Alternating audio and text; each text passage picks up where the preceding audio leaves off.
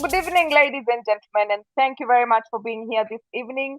It is an exciting evening for us to learn one of the most important and value addition for you as a business owner and for you as a HR professional. And we are privileged to have you here tonight. I know we are here from all walks of life. So welcome. This program is called Get It Right with Atara Solutions. Now, Get It Right with Atara Solutions is a webinar series that seeks to demystify issues in employment and entrepreneurship. We do this every Tuesday from 8 p.m.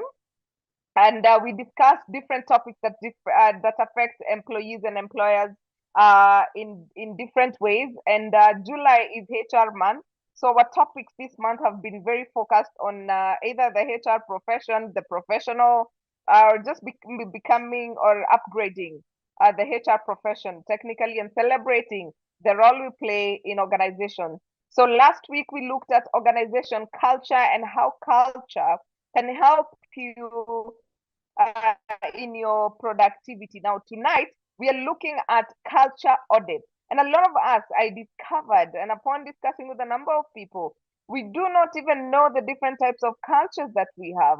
So every time I see on WhatsApp everyone answering questions and says that your culture, how is your culture? And calling your culture toxic. I mean, we witnessed last Tuesday when we had that discussion. We have people who are trying to change culture, but they don't know how to. And so we really need to do culture audits, and we need to do them. And I'm sure Dr. Shamim will be here to tell us more. So before we do that, my name is Grace Izula. I'm an HR consultant and trainer with Atara Solutions. Atara Solutions is a HR consulting and training firm. We are based in Nairobi, but however, we operate in the entire East Africa. So if you have HR consulting work or you're looking for trainers, I think we come as. So at this point in time, allow me to give a shout out to our partners because we do not do this alone. We have been running Get It Right with Atara Solutions since COVID. We have a lot of content, a lot of content on our YouTube channel. And yes, if you're joining us for the first time, please pay attention because we do not share notes, but we share recording. So you will be able to get the recording and you can make your own notes in the context the presenter was making them. So that you can get to interpret and also understand and go ahead and implement what you gain. So Atara Solutions brings to you Get It Right with Atara in partnership with a few organizations, and allow me to give them a shout out. I know we want to jump right on to the discussion tonight because I know tonight is going to be very lit. So we have Nile Front Cottages. Nile Front Cottages is our cottages and a hotel located in Kampala, Uganda. Now, this is one of the most beautiful places I have been to. If you're here and you're in Kampala and you haven't been to Jinja, please make a trip down there because this is going to change your life. You're just going to enjoy the views. Nile Front Cottages is actually a place owned by one of us, a HR professional who is located in Uganda, and therefore you really need to go and visit, promote one of our own, but more so just go and enjoy the place, the amenities, the sunrise and the sunset. It's just amazing, I tell you. And then we have Elsamea. Elsamea is a hotel again located here in Naivasha. It is one of the most serene places you can be to. And of course, if you're a follower of Get It Right with Atara Solutions, you get to ask for discounts. And if you're just in Naivasha chilling and wondering what to do with yourself, please visit Elsamea. They have a museum. They have the story of Elsa. They have a conservation center, which they use for. I'm telling you, those views, what are two. And then we have Labor Planet, and then we have a Steadfast Quality Solutions. Now, Steadfast Quality Solutions is an HR, PR, and corporate governance consultancy firm, which is based in Kampala. It supports organizations across the region. They also do board trainings and board evaluation, leadership training, and executive coaching. We have my friend Herbert Zake, who is an amazing friend of mine and also a partner. And he's a certified Gallup Clifton Strengths coach who has coached over 500 senior executives across the globe. And of course, Herbert, we appreciate you. Thank you for introducing me to Dr. Shamim. She is a powerhouse, I tell you. just from the conversations we are having. Thank you for linking us with the Uganda, and I hope that this has been beneficial to you. So to your audience, if you're looking for a coach on strength coaching, Herbert Zake is one of them. If you're looking to have your board evaluation done, if you're looking to have board trainings done, then Steadfast Quality Solutions Limited will provide you with that service. And then we have K-Square Services, HR Services. These are our partners in Kigali, Rwanda. Thank you very much, Stephen Karango, for being our partner. Now, K-Square HR Services are HR consultants in Rwanda. They're training and HR consultancy. So if you're looking to partner with a firm in Kigali, or if you're looking to understand the laws of the land around Rwanda, then K-Square HR Services would be able to do that with you. And then we have Essence Park, we have Kapila Mintito, we have Vanessa Training Institute, we have Wicklin, we have Profiles International. Now, Profiles International are doing an amazing job in making you a Geno certified emotional intelligence coach. They also carry out psychometric assessments. So if you're looking for a company to support you in International, will be able to support you on that. They also do personality tests using the DISC model, which is an amazing tool that you can use for your people. So Profiles International, please check them out. We are having some events coming through Profiles International, and we'll keep you posted on that. And then we have a webinar coming up, which is a paid webinar. It is on employment contract management for Kenya. Even if you're in the region and you support HR in Kenya, please make sure you log in. Or if you're in Kenya and you support others, then please make sure that you join in. It is on the 8th of August at 2 p.m. and it will be on Zoom. It's a virtual call. We are charging only 2,800 and it's going to earn you 1 CPD points. And for those who attend, we are going to share with you our soft copy of your certificate that you can use for future. So make a payment, book your date. Peter Kijanju is one of the best when it comes to employee relations and legal matters, and he's going to unpack for us employment contracts, looking at fixed term contracts, looking at the difference between contractors and employees. We know people who are in the gig economy, and some of them are being treated like employees. So what is the difference? Some of us can't even do a contract to differentiate the two. So those are some of the things that we are going to be dealing with on the 8th of August. So please sign up for that. And then we have the Africa Human Resource Summit coming up in Kigali, Rwanda. This is happening on 21st to 23rd of August. We have a series of speakers from all over the country, or rather the region, the African region. And the theme is aligning human resource strategy and practices to the African Union Agenda 2063. And this is going to be an opportunity for you to visit Rwanda. Please get in touch with us. You can see for Kenyans, we have Rachel Dimba there. For Kigali, we have Stephen Karangwa, among others from different parts of Africa. So please make sure you book your seat or you book your attendance for the Africa Human Resource Summit in Kigali, Rwanda in August. So at this point in time, I want us to jump into the topic of the day. Tonight, I am excited. This is one of the topics I really love because the things I see on those WhatsApp groups, sometimes you wonder, where are we? Please provide contact. Yes, I will do that as soon as we finish in a bit. So with us tonight is a lovely lady and an expert in this area. In fact, it's been a minute since I had somebody say they are an organization anthropologist. So I'm excited to have Dr. Shamim here with us this evening. So allow me to introduce Dr. Shamim. She is an organization anthropologist and business transformation advisor. She serves at Discover, a culture design company. Her quest is to revolutionize the modern day workplace through the design of purposeful corporate cultures that place people at the heart of organizations. She empowers leaders with transformative power of empathy, driving an upheld business success.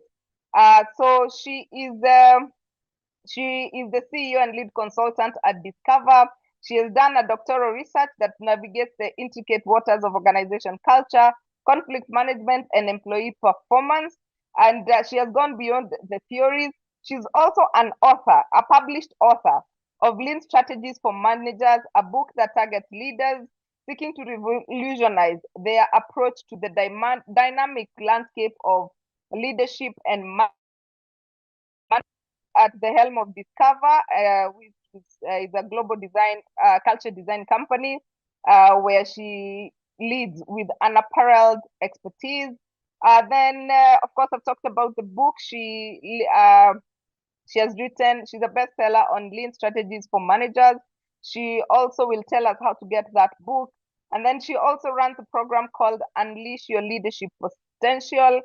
This is targeting the next CEO. So if you want to move to the next CEO, then you need to sign up for Shamim's program.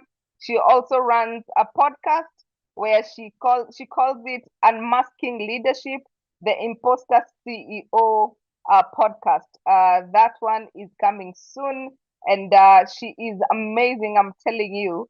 And I can't wait to learn more from Shamim. So Shamim, tell us, first of all, we don't even know how to define cultures. So if you can start by telling us the different cultures before we get to audit them, because my friends, hey, Good evening. Good evening, and thank you so much for inviting me here tonight. I'm so excited to learn and share. And thank you so much. I'm really, really excited to speak about this topic because I think for me personally, it's not only work, but purposeful. I went on this journey to specifically support people in organizations feel heard and understood because when I was a young person, I think trying to get into work, I felt like that is what I needed most. So I am not only trained in the space, but I also breathe and smell and really feel this particular space within which I operate.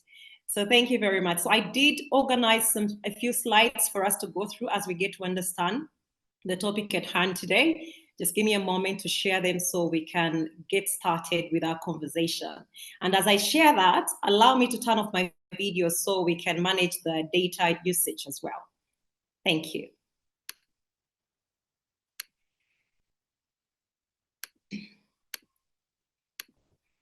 Okay, so tonight we seek to understand how to conduct an organizational culture audit. Please do confirm to me whether you can see my screen. Yes, we can, Shamim. Great, thank you. So I'll move into, just bear with me a minute. Okay. All right. So first of all, I want us to understand what to expect through this conversation in the next maybe 30 to 40 minutes, because I know we are supposed to be closing the call at 9. So let's in the next 30 minutes. We are going to talk about 3 elements of this particular presentation. Corporate culture and its classification, so which you call the types of organizational culture. Then we'll also look at the trends that impact organizational culture transition, because if you recall from the previous speaker, Mr. Mwenda, he talked about transitions of culture and the different aspects and the things that we see as culture and those that we don't see but are components of culture. So in this particular situation as well, I am reminding us that culture is not a static thing. Culture is diverse. It keeps changing over time. So there are particular trends that do impact the culture of the organization to shift from what we know to a new stage. And then we'll look at the human-centered organizations. Now, once we understand what a human-centered organization is, then we are able to smoothly deliver a culture audit, understanding its key methodologies, tools, and best practices in that. Okay, now before I go further, I really want us in the chat to type just 3 words that would describe your current organizational culture to a friend. Now, I don't see the screen, but I trust that Grace will help us deliver a few of those interactions. Yes, Shamim. I'm here at your service. Okay, so if we can get a few responses in regards to just 3 words that describe your organizational culture in a company where you work or with the clients that you work with. I don't think it would be appropriate for you to define for a client, but for yourself, where you work. For any person available on the platform, just write 3 words that would describe your organizational culture to a friend. Janet says people-centric, results-oriented, fast-paced. Wafula says slow and excited to wait. Judith says performance-driven organization. Keep them coming. Cassidy says, may you please, I just said we will not share the PPT, we will share the recording. So if you can pay attention first to the learning. Georgina Kilonzo says interactive, open. You can keep your comments coming on 3, performance-driven, performance-based from Jacinta Kisungi. Eric says Zakayo-driven. Nyawera says,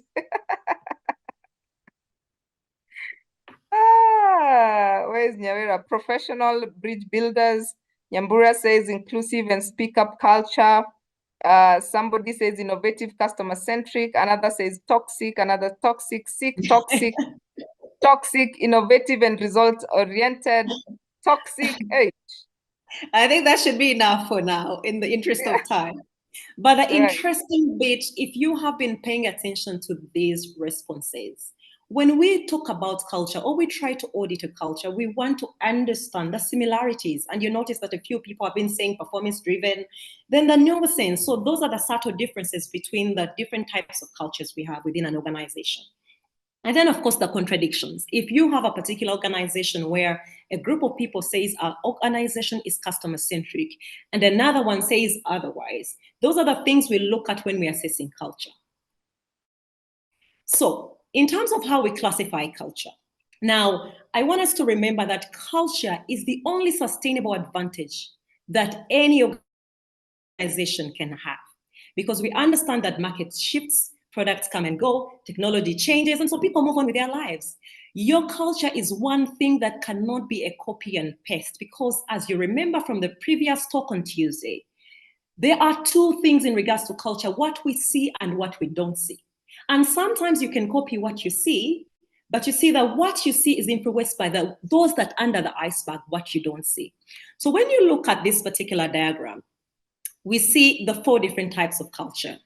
And when you look at the horizontal axis, we see the predictability, and then we see the adaptability. So when you look at the tribal and the fearless culture, those are adaptive. What does it mean to have a tribal culture? Like a tribe in any kind, in any environment will be one that speaks the same language, shares the same food, has the same stories. There is a sense of belonging. You know, one that calls itself a family around here, how we do things, there is connectiveness. Then we go into fearless, where there is a level of visionary leadership. People are idea-oriented, they are open to co-creating, they take risks to develop things because they are looking into the perspective of where they're going as an organization. So there is a lot of agility and flexibility around what is happening. So you can't control that reality because people's perspective about the culture shifts at any moment. Then when you go to the lower axis, you look at the fearful culture. And the fearful culture looks at, for example, that command and control. There is hierarchy, there is efficiency as well, but there also are control systems where they're following processes and who is supposed to do a certain thing. Then on the other side, looking at the aggressive cultures where there is a lot of demand in what needs to be done. People have autonomy to do things with speed and high performance in what they do. And if you are somebody that is familiar with financial environments, you can compare this to a pit where traders are basically are looking at a higher rate to buy money, to buy resources, to buy whatever they're looking at, because the highest person, the highest bidder takes it all. But what's important for us to focus on is not only the types of cultures, but to understand that having one does not mean that you are in a wrong place. If you had a tribal culture, it doesn't mean that you are in a wrong place. Actually, as an organization, you will have these different cultures really show up in your interactions. What's important for us as leaders is to recognize which type of culture shows up more. And if that culture shows up more, is it for our advantage or are we disadvantaged? And I'll give you an example of a tribal culture. The tribal culture is good because it calls for a sense of belonging. Everyone wants to feel understood and appreciated in an environment. People invite you to collaborate, to celebrate together. But a tribal culture can also be a downfall when you're looking for high performance, when you're looking at holding people accountable, because you feel like it's hard to have these hard conversations because, hey, we are a family out here.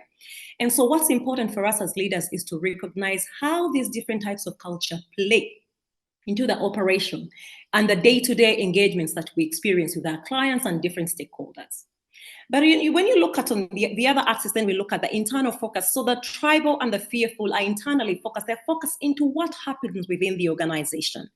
And on the other side, we have the external focus that really looks at the outlook, of, outside the organization, what's happening, the market shifts, what are competitors doing, who are our future clients, what would be their needs. So they're focused on the future aspect of what an organization would be.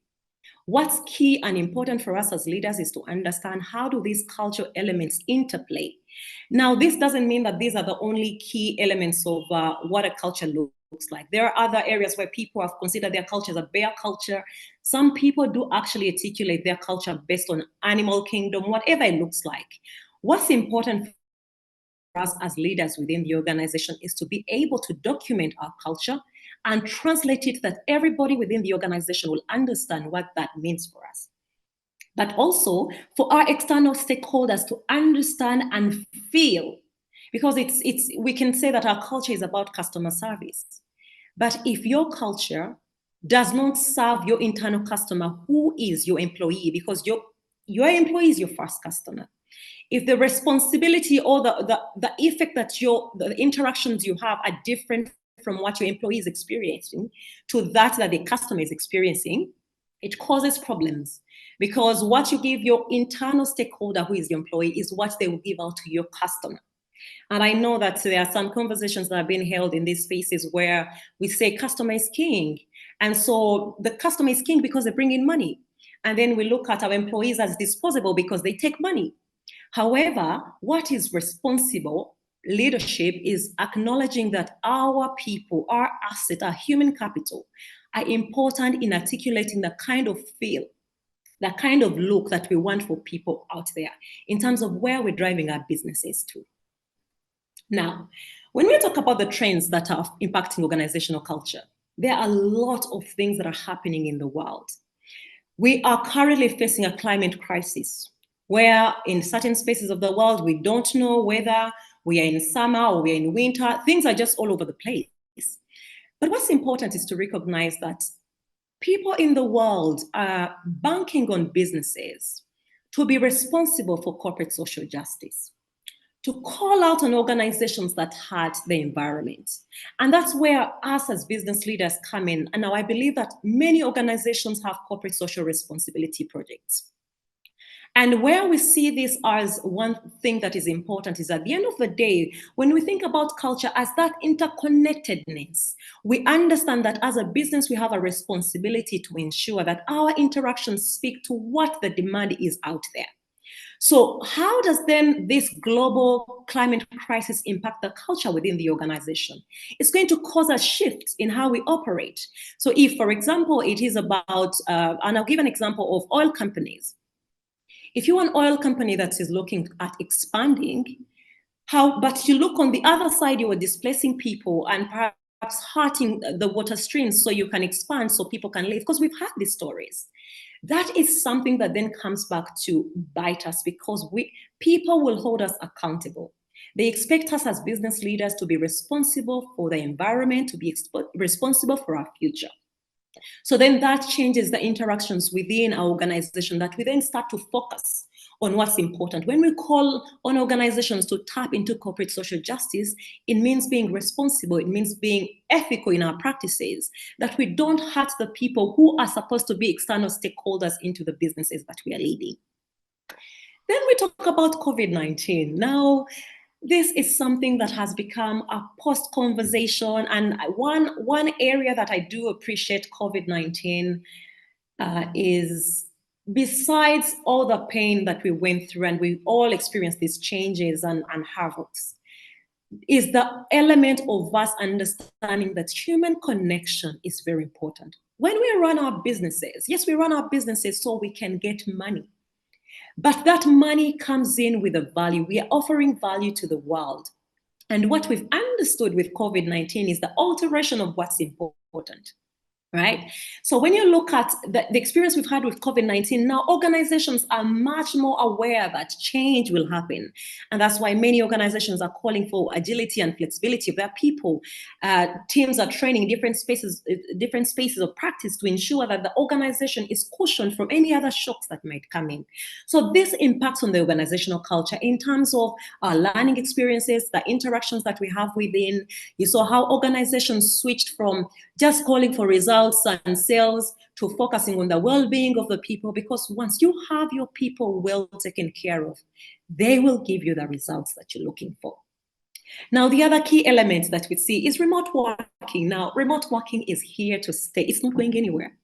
And the earlier organizations do really embrace the idea of either hybrid, mixed flexibility, shared work policies, the better it will be for all of us. Because remember that with these experiences that we've had, we know what's important to us. Employees are no longer working into organizations for the sake of getting money. Actually, some are ready to take a shorter pay so that they can experience work in a meaningful way, to do better work that feeds their souls and make them happy. And so that tells us as leaders of organizations that it's important for us to focus on these key themes and see how does this support us. In last week, I had a conversation with a friend, and we were talking about a particular bank, which the person highlighted to me that they operate from 9 a.m. to 9 p.m. in the night. And it got me thinking that if I were an employee in that particular bank, how would I feel working from 9 a.m. to 9 p.m.? Because that's an assertion that I don't have a life. My life should be my work. It does not matter whether I enjoy the work, but it takes the paycheck home. Is that what we want for our people? And we started to think about other flexible ways in which we can continue to do business, but also be very mindful about the people that we work with, that extend grace to our customers, that bring in revenue, that then we are able to serve shareholder value. Looking at, for example, could we look at shortened hours? If I started my shift at 9 a.m. and finished at 3 p.m., I could go on with my life. If, say, for example, I'm doing 36 hours a week. I could do that for 3 days. Another person comes in, does the extra hours. So even as we have done a job share experience, I have a life to continue to do the things that I appreciate and love. But I also, when I come into work, I know and I'm confident that I have 2 extra days off or 3 days where I can go and do my side hustle or celebrate friends or have fun. Because at the end of the day, we are asking employees to bring their wholehearted selves into the workplace. Now, when we put a lot of pressure on our employees with long working hours without consideration of their health and their well-being, we are telling the customer that we don't care, because what comes out of that employee, that day they erupt, we will not know what will have happened. But those are the things that we want to try and eliminate and make sure that we capture earlier. We listen to employees and see what is it that they say, that we are able to then sit down and compromise, and not compromise per se, but reflect on those repercussions and how they impact the way we work and the well-being of the people that we work with. Now, the geopolitical climate. Now, the world is just oozing with a lot of things that are happening. We recently experienced a CrowdStrike chaos where, a cybersecurity organized firm just ended up in a mess because of software updates. So we noticed that, planes were stopped from flying out. Organizations could not do extra things. Health sector, things were really in chaos because of that kind of breach. Now, understanding these things and what's happening really in the world is key for us as leaders of businesses to know that it will not always be business as usual.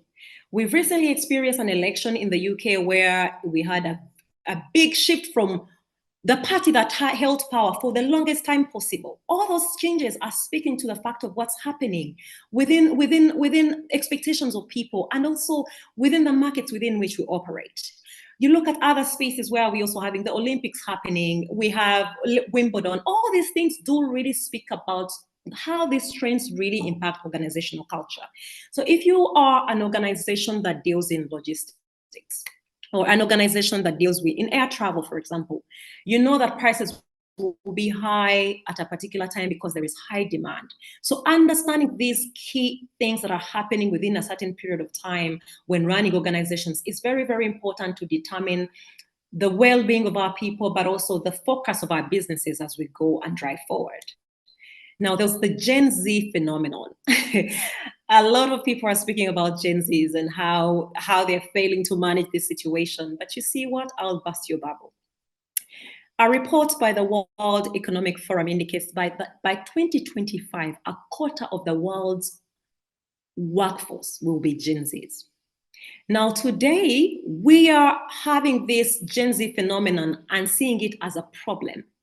But allow me to say that what's important for us as leaders is to understand and tap into their behavior and what they see as work and how they articulate work in their own way. Because that's the only solution that will help us move ahead.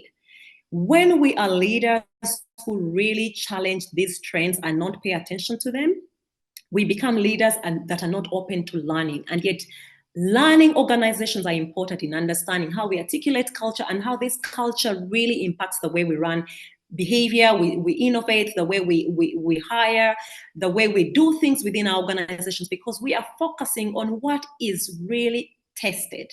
When we know the Gen Zs are there, we appreciate them and understand who they are, get to understand what they call work, listen to them so that we're able to prepare our organizations in a better setting. Now, I have a child who is moving into the Gen Z. He's an alpha. But the way he communicates, I can send a text message. And I remember this week I sent him a text message and I did a full sentence of, let me give an example on how are you doing, or today this happened. And maybe I'm asking about something and he writes back to me. He typed NVM. Then I started to think, what does NVM mean? Now I've written 3 sentences, but my child responds with NVM, and I'm thinking, what does NVM mean? Until I realized I couldn't really handle. I just put question marks and the response, never mind. And so this is the kind of generation that we're dealing with. Understanding how they communicate, understanding how they do things will enable us to be on the same track to drive the changes that we want to see. Now, the political climate and what is happening, we've had situations where organizations or countries, nations are asked to tell what their position is on certain disagreements that are happening across the world.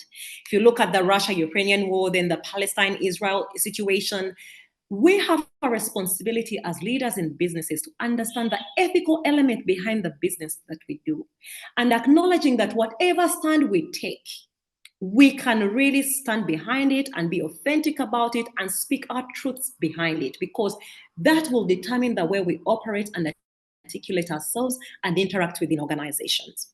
Now, we'll also look at consumer behavior. Consumer behavior is shifting. For organizations that are working, you're designing products and services for people, our behavior shifts. Today, if you think of the phenomenon of maybe TV, for example, how a lot of us are reading news on our phones. So what's happening with general broadcasting, TV broadcasting business? If you are running that kind of business, you need to understand how does that impact the culture and the interactions within, but how does that relate with the external element of what's going on in the world? Now, we've witnessed mergers and acquisitions as well. And a lot of these we've seen in the banking sector, where then you have organizations coming together, forming one place. Then you have 3 different cultures that show up. The old culture, which is perhaps, if that was the dominant organization, then that will be the dominant organization. But then also you have a mixture of what is just happening. And then perhaps then the other one that was. So if you don't pay attention to these things, then you notice that you have 3 different categories of people operating in silos. Someone mentioned that their culture is really siloed, operating in silos, and you don't really understand what's going on. So it's very, very important for us to understand how these trends do really impact the way we operate within organizations. Now, we've noticed that our external environment is actually changing. We have no control over it. But how do we continue to operate when it's changing? How do we maintain that focus? How do we contain our focus? And when this environment is changing, we become human-centered organizations. Now, with human-centered organizations, there are expectations and there are deliverables. We could expect something, but it doesn't necessarily mean that it's what will be received. So we ask ourselves questions like, what are human-centered organizations? Human-centered organizations put people at the center. Now, people, irrespective of whether they're customers or employees, there are people. The difference is people who are employees are in service of people who are customers, but we see them as people. Not their titles, not their roles, not their job description, but people. Why do we need human-centered organizations? Now, we are all in business to make money, but we want to make money as we're giving value that is ethical and also considerate of the environment and the standards within which we operate. How do we become human-centered organizations? Now, human-centered organizations are purposeful. They have meaning. There is a reason as to why you step out to operate in your space, and that reason should be connected. It's your guiding star. Your employees, your customers, every stakeholder that comes on board should be connected and understand fully what your purpose is in the market and in the spaces within which you serve. Human-centered organizations cultivate trust because trust is a key element in advancing psychological safety, where people feel they can be heard, they can be listened to, their idea matter, their feelings do really matter, their background, their uniqueness and authenticity comes with trust. When trust is there, people move together. Remove trust, everything crumbles. Now, human-centered organizations also think systematically. And this is why I was talking about the understanding of the ecological setting within which they operate. So it's really thinking about how does our business connect with the people? What is the value that is delivered? What are we doing that really goes beyond just getting money, but serving communities within which we work? Human-centered organizations from a systems thinking perspective are really focused on interconnectedness, the interdependence that we have amongst each other, because we believe that we can't stand alone. Now, human-centered organizations also focus on human-centered leadership and management, where leaders are able to put people at the center, where leaders are focused to understand themselves better so they can support others, where leaders listen, support, coach. And a lot of these organizations we've heard of, and it hurts me so much, but I need to say it. We've heard about this whole praise of Google and what they are doing to change the narrative within the organization and the feel of every employee and stakeholder. And Google went ahead to do a project called Project Oxygen, and their focus was really to highlight key elements of an exemplary manager, great manager, and they came up with 10 behavioral elements.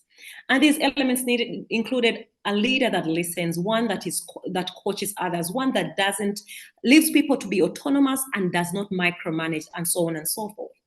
And my prayer in terms of how I drive my career is to come up with a database where we have African companies that we can consider exemplary and talk about in all these conversations as those that are leading the talk. Then we go into human-centered change. Now, we've seen and had a lot of failed change processes. A lot of change processes have failed because of many reasons, and I'll not go into the many reasons why they have failed. But I will focus on what is really important. In the face of change, what really happens is that when we're looking at human-centered organizations, we can't measure that in terms of numbers because a lot of what appears for human-centered organization is in contextual data. So capturing the feeling, the interactions, all those things are hard to be captured in data, in quantitative data. We need to get into the conceptual understanding and feelings of people of what it is that they feel within organizations. But when we talk about the change element of human-centered organizations, these are really focused on change that is for the people, that is led, managed, and designed by the people. Now, in the consultancy space, there are a lot of organizations that have hired us as consultants to come in and support them into leading change. And a lot of us have messed up these projects because we come in, we are the experts, we tell everyone, boss them around in terms of what they're supposed to be doing. But the people that work in organizations are the expert at what they do. They know the ins and outs of the organization. They know the historical data. They understand what clients say because they meet them on a daily basis. They experience their lives every day. Grace mentioned about organizational anthropology, and I will speak about that further, why anthropology brings a different dynamic on how change processes happen. Anthropology brings a different dynamic because we are trained to understand people. Our responsibility is to question things so we better understand, facilitate these change processes, because the moment we lead without the the people and just bring them along, that is where change fails from inception. We must lead people and get them to recognize that this is their project. They execute, we facilitate the execution. We support them in envisioning the organization that they want to see, because change has to be one that improves their way of living, one that really continues to cultivate a human-centered organization, an organization that is based on growth. Now, when you understand what a human-centered organization is, it will be quite smoother, not easier, quite smoother for you to go ahead into the culture audit process, the culture design process, and the culture implementation process. Now, when we are auditing an organizational culture, we have to be prepared. We have to be prepared in understanding the key objectives that we want to achieve. A lot of the times you want to understand what is it that we're doing well, what are we not doing right, and then bridge that gap, find that gap analysis of the things that we need to work on and the things that we have to articulate are those that we're doing great so we can continue to do great on them. We also have to engage key stakeholders, and a lot of the times that starts with the leadership team, because culture design work is not one that we fix in one day. We commit time, we commit resources in terms of people and in terms of money. So when we have key stakeholders on board, understanding why we are doing the work we do, that is key in driving the work that we are supposed to be doing. Then we develop a plan that has a scope and timelines and resources, because, if we say that we are going to do this project in 6 months, what are the specific milestones we are supposed to hit by a particular timeline? What resources in terms of people, in terms of human capital and finances do we have in space to support this particular project? Then we go into the preliminary study. Now, the preliminary study is one where we actually test the waters to see what's happening. Studying organizations is really a research project, because you get to have a bias-eye view in terms of what's happening into the organization. So we gain contextual understanding of, okay, what does this mean? Look at certain things, check them, and then see that at the end of the day, this is a viable project that needs to be filled forward. Sometimes during the preliminary study, we are able to see certain things that perhaps could get into the way that then we are able to harmonize before we proceed with the particular project. Then we go into data collection. Now, data collection from a perspective of my presentation is one that thinks about anthropological methodology. And so looking at observing everyday practice, which other people will call participant observation, could be a person like myself coming into your organization, sitting somewhere, and just observing the interactions, just observing the relationships. Sometimes some businesses have taken it forward to have mystery shoppers who will tell you about their experiences, but the difference is mystery shoppers will focus on one element of that business, whether it's customer service, but this particular element of observation is really the overall interaction with whoever you choose to do. Then we go into semi-structured interviews that then enable us to get subjective views of employees, what they think about your organization, what they think about these interactions, whether certain things that are happening, whether in terms of how we resolve conflict, in terms of how we relate with each other, how we promote our people, how we reward our people. I recently had an experience where somebody approached me, in a supermarket, and I was doing my own shopping. The person approaches me and tells me, "Can you please use my voucher to pay so you can give me money?" And I laughed. I actually helped the person, but I said, how many of us business leaders are focusing on this thing that sometimes our people within the organization want money? What is hard in us giving them money? Because the economy is already hard. So then focus groups, where we explore the different perspectives in a group. And so that's an interactive session where we sit with different groups to understand the elements of culture, whether looking at the purpose, the logical element of your culture, the emotional element of your culture, and then make an analysis of all that. Then we do document analysis, where you look at your policies and procedures, your meetings, for example, your minutes. And I know some organizations do surveys for quantity data. Now, I am one person who doesn't really encourage surveys if they are done independently. It's okay for you to do a survey. I think it's much more productive to do a survey in relation to a qualitative study, because when you do a survey, if you ask a question that between 1 to 10, tell me how you feel about our decision making in the organization, and you say maybe 10% of our people or 90% of our people say they are a 9. What does that mean to you as an organization? It doesn't give you in-depth understanding of why they came up with those answers. So I really advise organizations to ensure that alongside this quantitative data, we are also able to get contextual data from a qualitative study perspective to help us understand the intricacies around the answers that they are giving, the feelings, the emotional elements around that. Okay, now when we do that, we then analyze the data. When we code the data to understand the key themes that are recurring, the differences within the different departments, and then use anthropological methods to interpret that data.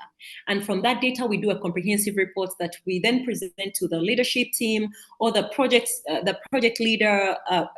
Some organizations do develop a project team that they put together, whether it has a senior leadership and other people on board, that then we deliver that feedback and then come up with a plan on how we go into next steps.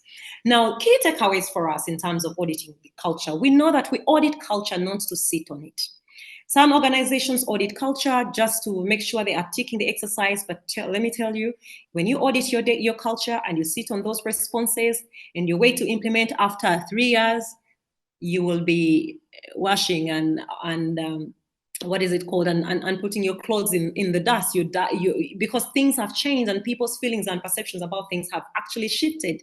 So the principles of change are really to focus on making the organization more human. So we do want a culture audit to influence the change that makes the organization more human. The project must be designed and supported and controlled by the people who are in charge. The people who are going to be impacted by this change must be in the leading seat of this change process.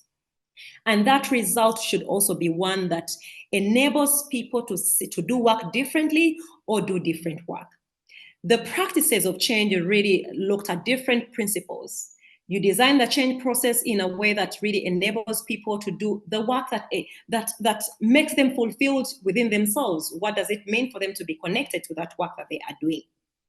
Then it should also be designed to support new learning. The difference, and I think the challenge that we experience in culture change processes and culture work is that people are scared that the findings will represent their insufficiency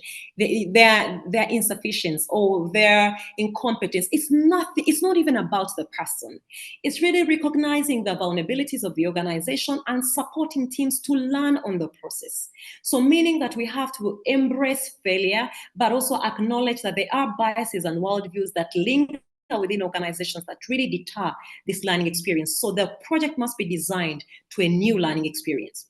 And then the learning experience should also be experiential in terms of its methodology, where you allow people to experience different parts of the department and what that change means for them. Then the new learning should deepen the capabilities of all the people involved. People should look back and say, I learned XYZ and we are different in this. Now, we talked about my book. In this book, I talk about the different elements. I talk about leadership, you as a leader of your team, and then also the business. You can't lead the business unless you understand what makes it unique. The focus on the culture, the focus on who you are as a leader, the focus on the expectations of you as a leader, leading your team, supporting your team to great heights and to great potential. Now, you can get this book from Aristoc, you can get it from Mahiri Books, it's also on Amazon. Okay, now I'm very interested. I think we've come to the end of our presentation now, and I really love to connect with people, so feel free to connect with me on this platform, on LinkedIn, send me an email. I'll be very pleased. So I think now we can open up to calls of any questions that are available. Thank you. Wow, Shamim. You have not disappointed at all. You are a powerhouse, I tell you, my friend. And you can see the reactions on the chat. I mean, on the Zoom. There are claps, there is love, there is ululation. If we allowed them to be unmute, they would be ululating the African way. So wow, that is quite insightful. And there's someone who's saying you talked about MVM. What does it mean? And what is D&D? NVM. Interesting. I was telling a story of how we deal with Gen Zs and the Alphas, and I was just telling a story of when I was texting my son and I wrote a whole sentence of things, and then he responded NBM, specifically meaning never mind. Okay. Okay. Yeah, I mean, I saw that, and somebody was like, an MVM. So I hear you. My son the other day told me HBY. I was like, huh, what is that? Then he's like, how about you? I was like, ooh, the syllabus is moving too fast. Yeah. Yes. Yeah. So how do you get approvals from management to conduct these audits? Okay.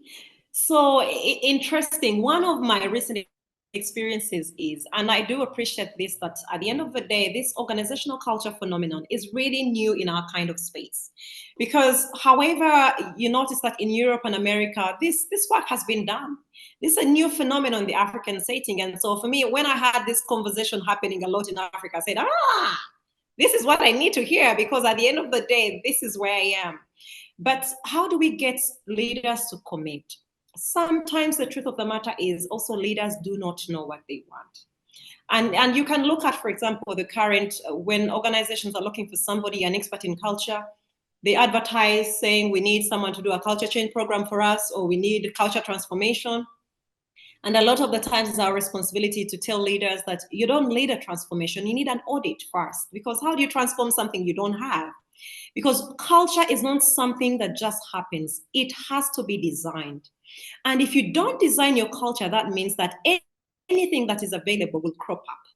Now imagine that the dominant people, a lot of the times, and one of the things I also ascertained during my doctoral research, I did my doctoral research in the banking sector in Uganda. And one of those that was also high in terms of the data and information that is out there is that leaders do take a lead on influencing the culture and the types of culture within the organization. And so imagine that as a leader, you are the most toxic leader. And this culture hasn't been designed well, right? We are going to transform what exactly? Because people are going to come in and suck into that toxic culture. So we have a responsibility. There are SMEs, medium organizations that have started and got a growth bubble, and then they recognize, oh my God, we have the numbers, but now we have to start to design our organization, have it much more fitted for us to serve our people and the growth that we have. This is the time where leaders go back to say, let's call in a professional to audit our culture, to support us on this journey. Now, some leaders have thought that this work is a wastage of time, it's cosmetic, what?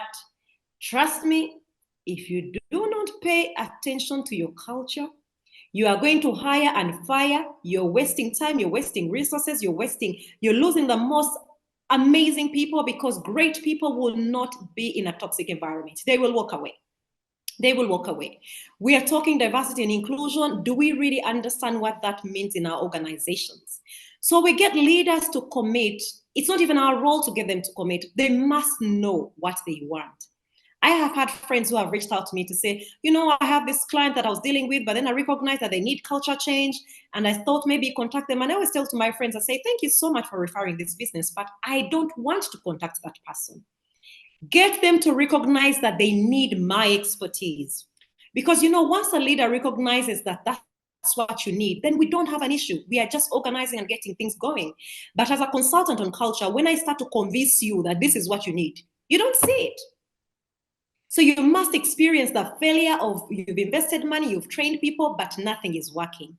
Then you recognize, my friend told me culture is the thing. Then we talk. Mm. And Francis says, how often should organizations conduct culture audits? Okay. So to start with, I would like to believe that when you audit your culture and you're on a path, because once you audit, you design the culture. And that's the interesting bit, that the audit process will inform the culture you want to see. When you ask people about what's not happening, what's happening well or what's not happening, they tell you what they would like to see. So as you audit in the process, you're getting the design process of exactly what they would like to see. So then we're able to design and then get into the implementation phase. So how often can you audit your culture? That's why I'm saying you must be intentional on the process. Culture is not something we fix today. you audit the culture, and I would like to say that based on the level on how big your organization is, the smallest experience of culture audit will be 3 months. And I'm not talking a survey. I am talking a contextual audit that is intentional, where we engage teams and hear from them, hear their fears, feel their experiences, because a lot of the times we've dismissed feelings, but you know what? We're human. We're human. We can't continue to say, I don't care about people's feelings. No, feelings is in how we connect, is in how we sell. So don't even focus on doing more audits. Audit and make sure that you implement the process and get a person who is an expert on the area to help you. Some businesses have thought that they will advertise for a culture consultant, you give them a proposal, and then they think with the proposal, they will do the implementation. You can't do it. You can't do it. You're already part of the problem. You won't see what I see. So focus on auditing and make responses to those audits. That is implementing the processes. And once you've implemented, then ask questions. Call in your person, because culture work is really emotional work. You are building a relationship with a client. Oftentimes, the clients that I work with, I will be with them through thick and thin, because this is a relationship we are building. I don't see how an organization will hire a consultant to do a culture audit and invite someone else to do an implementation, because this work is also private work. It entails looking into your organization and vulnerabilities. You don't want to expose your organization to different people, right? So don't focus on doing audits several times. Audit, get the findings, implement. When you implement, now start to ask questions, start to experience and see what people are saying. And somebody else is asking, how can an organization support and empower employees to take ownership of their work, make decisions, and drive impact within their roles? Okay, involvement. When you, and I've said this several times, that we talk about employee engagement, and we all in organizations, we all have different understandings of employee engagement. We think by having a Zoom call every Friday helps us, yeah, people are engaged. No, there are people who are quiet on that call. There are people who just say yes for the sake of saying yes, right? And so encouraging people to get involved means empowering them. Ask them, because every organization, like I said, is a human-centered organization, starts with tapping into the purpose. Are all your people aligned with your purpose? I know organizations, for example, at my level, that I can't work with because I don't align with their purpose. When I have people who reach out to me to work with me, I often say, let's have a conversation and see whether we are aligned on values, because that's key. Now, make sure and check that your people are aligned on your values, are aligned on the level of leadership, the leaders that you have. Are you developing your people? Involve people. Don't just throw things at them. Ask them questions. Just ask questions. All right. Somebody saying, how should an organization address and manage conflicts or discrepancies between the culture? Because between the culture and employees' words. Between the culture and employee experiences. Well, this is quite interesting. Now, for my doctorate work, I actually came up with a framework, which is Cultivating Collaborative Resilience and Harmony. And it's specifically leveraging, because what I wanted to understand is the role organizational culture plays in formal conflict management processes. Now, conflict is such a huge thing, but also when we hear of conflict, we think people have to be fighting, people have to be looking at each other a certain way, but also conflict could be as what you're communicating as a head of department is not what I'm telling the customer. You know, what the leadership is saying is our strategy is not what we are seeing on the ground. That is conflict. So understanding really culture work is about driving alignment in our strategy, because once you have your culture wrong, you can have a meticulous strategy, but if your culture is not an environment that will enable the interactions of that strategy, you are into a hot zone. So it's important for us to understand those dynamics of conflict and what that means, because sometimes we think it's so much more about us exchanging words and looking at people a certain way. It's about aligning our culture. Once you understand what a human-centered organization is, you have the answer to the rest of the things. And you don't always have to have the answer, but ask your people. Jacqueline is saying, so are we now shifting from profit-centered organizations to human-centered organization?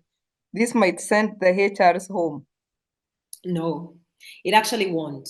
I will tell you that organizations that have tapped into human-centeredness and well-being are getting the results. Just picture this. As an employer, you are much more mindful about my well-being.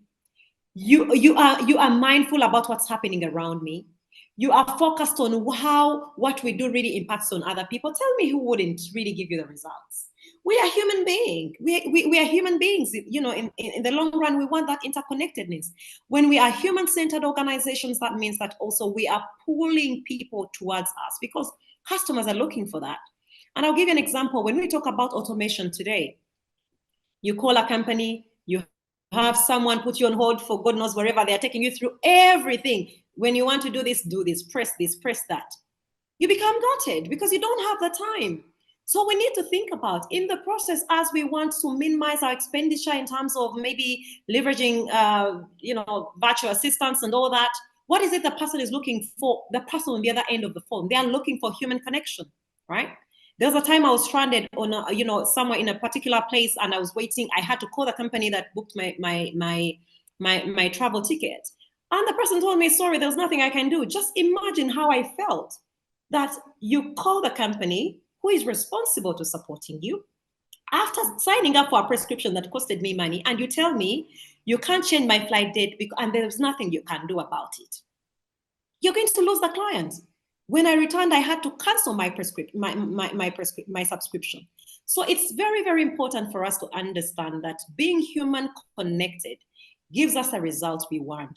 Because you will find a client who will come back today, come back tomorrow. Sometimes you might not even have the solution for them, but they tell you the client gets you to actually create that solution so you can start to offer it. That's true. That's true. There's somebody who's saying organizational culture cannot be measured quantitatively, but mostly assessed in perception. How would you measure perception without appearing subjective? Okay, so for you to get better results, the results have to be subjective. And that is what I said earlier, that a lot of organizations are running away from contextual data, which means you are sitting, for example, it's a semi-structured interview, and I'm asking you about a particular element of interaction within the organization. You are going to give me your subjective view. It's not even a perception. It's what you feel. A lot of the times when we look at quantitative data, when we issue surveys, sometimes people just complete to just fill in, fix things just to complete and go. They're not even bothered because they're thinking, this is another exercise that we need to do at the end of the year and tuck it away. But imagine when you sit your people down to listen from their heart, you will get their feeling. And it's not just about their responses, but you also get verbal cues. You get body language, tells a lot. When you're telling me something that I want to, perhaps you think I want to hear, I will know by your body language. And that's why we talk about anthropological methodology, where we are connected with the person.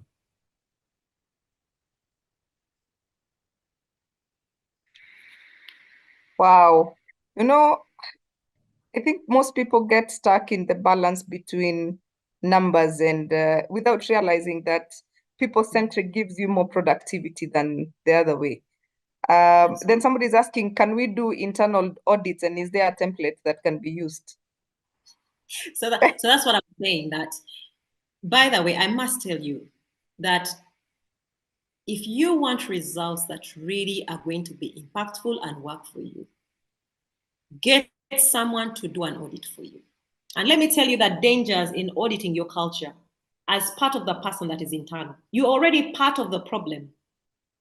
When you're in your house and you're cooking chicken or fish, that you might not smell chicken or fish anymore, but anyone who comes into the house will smell that fish or chicken. And that is the closest example that I can give you. Because you're already part of the culture, you understand the norms of what's happening. Sometimes it's not even questionable. That is what I showed earlier, the internal focus, that this is how we've always done things. So you will not question certain things because you think this is how we've always done it. But an outsider, and oftentimes with an anthropological perspective, we have an outsider perspective and an insider perspective, where we step into the organization as people who are experiencing this culture to understand what's going on, but also step out to have a unique perspective of exactly what's happening. Sometimes what we think is an acceptable element of culture in organization is not what we think it is. It is acceptable because the dominant people, the ones that are loud, that can speak, have said it's acceptable. But there are people within organizations who are very quiet and just go with the flow, but they're not happy about what you think is a perspective. And we've seen this in, for example, in personal relationships where someone tells you something and you say, I thought you enjoyed that. And they say, no, it's because you often wanted me to do that. So I do not even advise that you internally audit your culture. Invest money in your organizations. Get the right people to support you. Because when I speak about anthropological methodologies, it could not be easy for you unless you've gone into theories to understand what that means to actually support you. But there are tools that you can use, for example, that could possibly support you if you get to understand or you read about them and then understand. I really adore Johnson & Shaw's culture model, and I personally use that model, but I modified it with my research and developed a different model as well. But it's key because it supports you to look at the strategy element of your business, but also look at the culture perspective. But my perspective in it is that what you see might not be what you're looking for or what you desire for your business. That's true. I think we can. Do you have time for 2 more questions? Absolutely. Okay.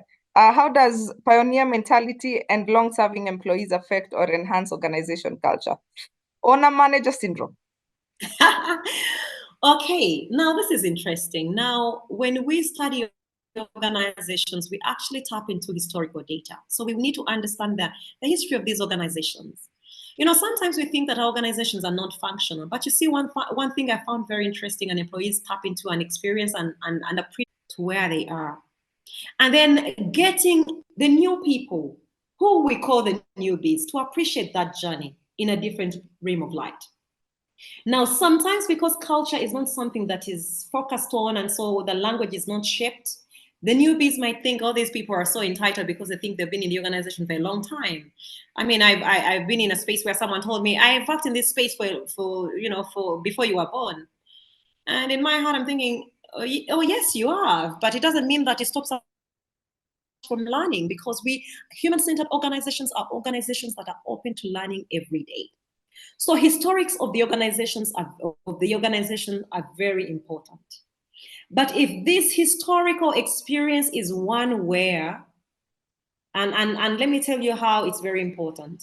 There are wars that have been fought by people several years, like 10 years ago. And the person who comes in today gets to understand that that person and the other person disagreed 10 years ago, and they're still on that thing. It's important in helping us understand the human dynamics and what are we focusing on? Why are people not moving away from these experiences? So it's also important in curating the culture, specifically by showing us the milestones, but also the blind spots where we should focus our attention. Wow. The other question is, are there universally accepted reference points for conducive organization culture?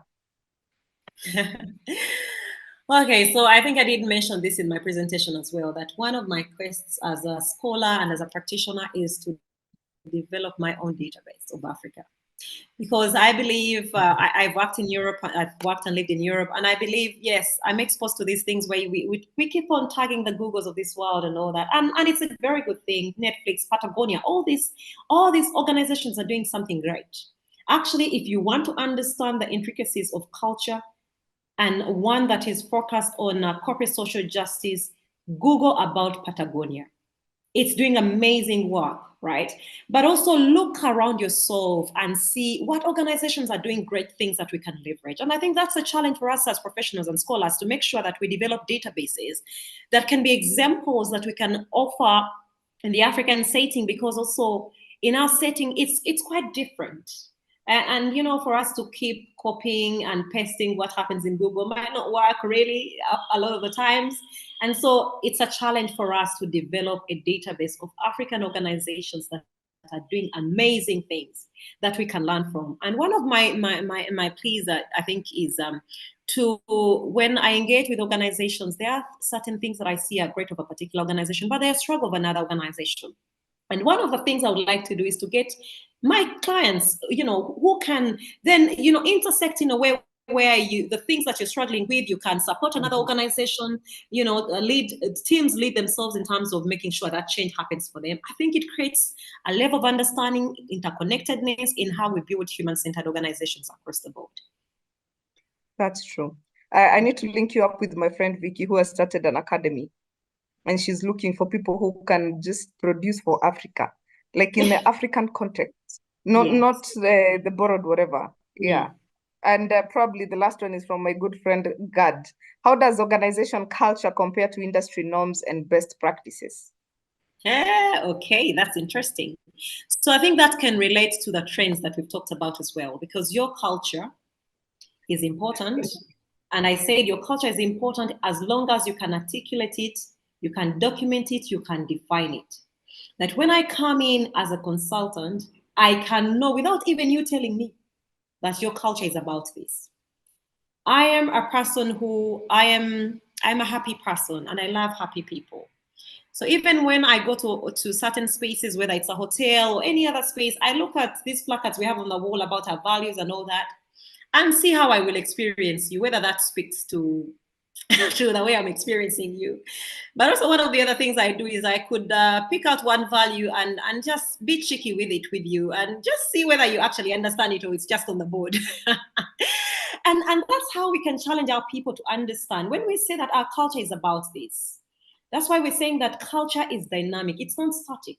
When industry practices change, whether by view of policy or trends that have happened or calamities that have happened, we must be able to shift. And that's why organizations are calling for agility and flexibility, right?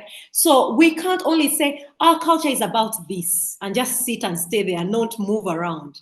We are allowed to say, no, our culture has shifted to this because this is what's important. This is what's happening in the industry. These are the changes that are going on. We must be ready to change for the better and for corporate social justice. That's true. I know I said the last question, but this is an interesting one. Is culture broken down? Is culture broken down into departments? I often observed some departments have a unique culture, yet others.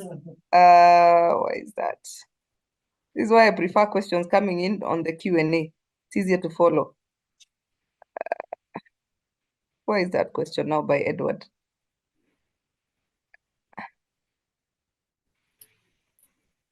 Oh, dear Lord. Yet others are terrible, which adds up to the overall organization culture. Okay, so I will tell you that every corporation will have different departments and different departments will have their own way of doing things. However, now where it becomes a siloed environment is where some people are just held into the spaces and not recognizing that we are collaborators on the final good, because as an organization, we should be able to say that our culture is representative of this particular element, and that shows up in the different parts of the department. But, and this is where the leadership comes in, we must have leaders that are competent to lead and support their teams in a way, understanding that they will be challenged with things that happen, but also be open to continuously learning. Now, the challenge we have is in terms of also how we promote people. Or you've been here a long time, okay, be the manager of this department. But we've also faced a situation where I watch workplace dramas, and one of those that I love so much is Suits and one called something Amsterdam. What is it called? So the Amsterdam one is in a hospital setting. And if you don't focus on culture, really things, people can be doing their own thing. In the course of the change, one person appears to the director of the hospital, the new hospital director, and tells them, it's called New Amsterdam. And tells them, and it says, I'm so and so, and he says, oh, where do you work? And he says, oh, I work in the basement. What happens in the basement? Oh, I operate the typewriter. And he says, the typewriter? Do we still have typewriters in here? And so it tells you how when we don't pay attention to the overall organization and bring people on board, things can really go messy. And he told this person, he said, what would you like to do? the organization. The person said they wanted to welcome people in ER. You said, okay, fine, you got the job. So we must be willing to understand that people are different, but also put leaders or ensure that leaders actually earn their leadership. We don't just give it to them. They must earn it. But also that means that it challenges organizations and leaders, business leaders at that level to continuously get their people to learn and relearn and unlearn certain behaviors, because some people are also stuck in their old ways. You know, we've always done things like this, so now nobody tells me this. You have a new person and someone tells you, oh, you think you know everything because you came from this place.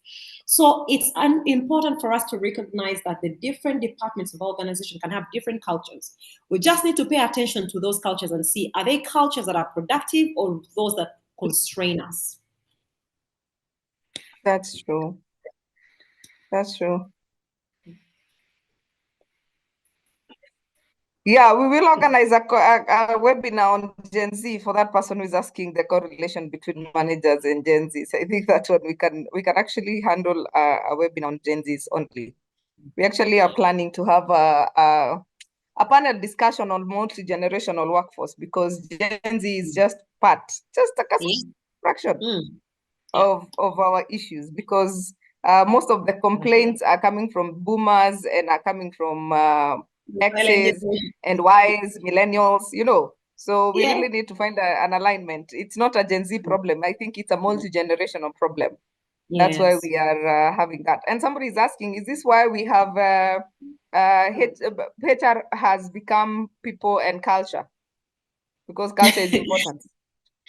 Okay, so I won't answer that because I don't know why it has, but I think they've recognized that culture is a very important element in how we lead people.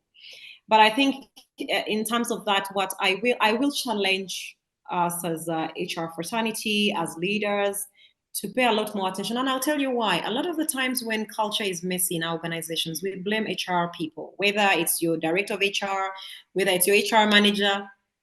But the truth of the matter is HR training doesn't have the intricacies of culture. So why are we reprimanding people on what the culture looks like? That is a decision that has to be done by the executive leadership on where they are going.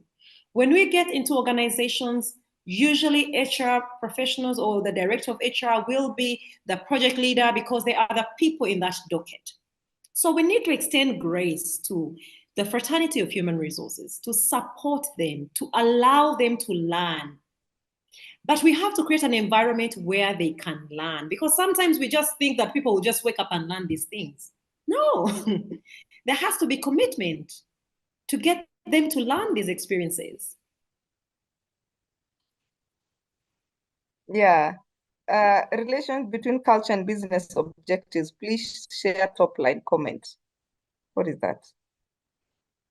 Many times in startups when objectives aren't set. Yeah, I think she says many times in startups when objectives are not set, aren't setting in, culture is thrown out, creating tons of conflict. How best can we use culture to manage such dynamics? Okay. So unfortunately, for a lot of these startups have experienced that, because in the start, you're not looking for structure, you're not looking for that field, you're looking at getting the product or service out there so you can make money. Right? I think at that level, what's important is to see that you are aligned on the vision you're trying to build as a team that is coming together to deliver, to build something. And that's why I'm saying that then at the moment where you get a growth bubble, things start to crumble, because now the focus was to get money. Get the product out there, get money. Now the money has come in, and then you're experiencing different things, experiences, whether delaying, supporting customers, responding to complaints. People are clashing. This one doesn't want to work with the other person. They don't have the right skills.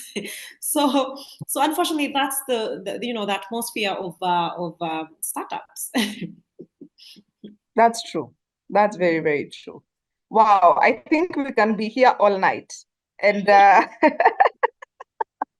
you're so passionate about this. I think I could listen to you all day.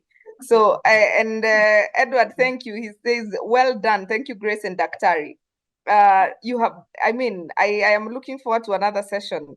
And I hope that we can have you in Kenya one of these fine days to just unpack this. This was amazing. And you guys on the call, I hope you're giving Daktari work. She needs to come and really set your culture straight.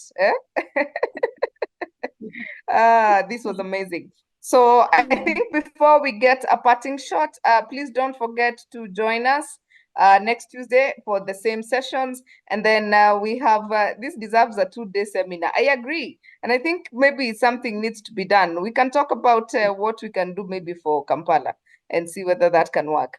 What were we saying? Yeah, so please don't forget to sign up for the webinar on 8th of August. And then, of course, we are here every Tuesday. And please join our WhatsApp group. Jacinta has sent the link.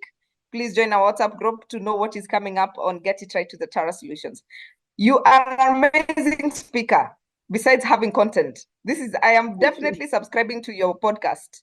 And yes, please, if you can share also your contact details on the chat so that we can also follow you on LinkedIn and all these places, because this was enlightening. And Thank you very much. My podcast is parting just shot, coming. Yes, that's what I was going to ask. Yes. So my podcast, just to iterate that, my podcast is just coming soon. It's not out yet. I will let you know. However, I would like to connect with you all. I see very amazing comments. Thank you so much. And I do appreciate that you've listened and learned. And I believe I have learned from you as well. Connect with me on LinkedIn. I just shared my post. I'm Dr. Shamim K. Matovu. Send me an email. I'm quite regular on LinkedIn, so I'll not miss you. But also, buy my book. It's available in Aristoc booklet stores if you're in Kampala. Then it's also available in Mahiri Books. So if you're in Kenya, you can buy it via Mahiri Books. You can also order it on Amazon. Let's do this great work together. Thank you so much. Excellent. Your parting shot? Your quotable quote? Wow. My quote. It won't be a quote per se, but I will say one thing. Either we change the things that we want to see intentionally, or we let the winds blow us away. And that is what really happens with a culture.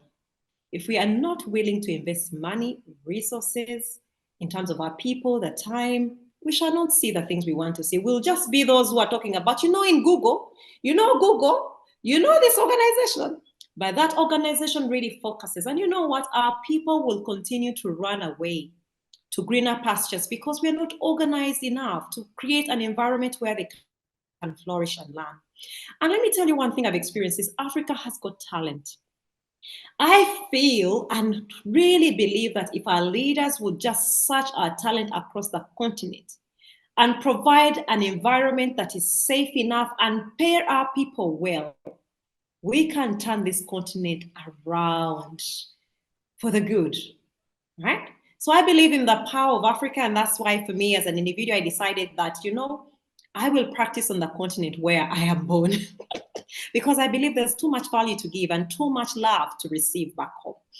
So thank you so much for having me. I'm a pronounced Pan-Africanist. So yeah, to making Africa great. Yeah. And our solutions can only come from us, really. Mim, K. Matovu, I am hoping that we can get you can share with me the link to your LinkedIn, and then we can share as we share the recording as well. And maybe even where to find the books, and we can put that note as well. So thank you so much for being here. Thank you for preparing. Thank you for sharing with us. We really don't take this for granted. Thank you for taking the time as well and giving us pretty much half your night. So we really, as Get It Right family, we really appreciate. And to our audience, we cannot do this without you. So thank you. Thank you for keeping it here as well. I mean, we are 136 right now, and it's 9:30. So we are doing quite well. So Superior Oronja has shared with you the number for Nile Front Cottages. I hope you can get in touch with them.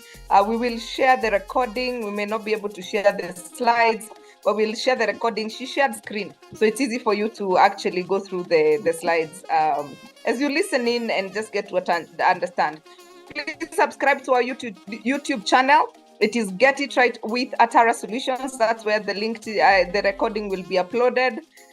you can actually just subscribe and you'll be notified. And then follow us on Instagram at Ara Solutions. Like our Facebook page at Ara Solutions. On LinkedIn, you can follow us as well. We are Atara Solutions. YouTube channel is Get It Right with Atara Solutions.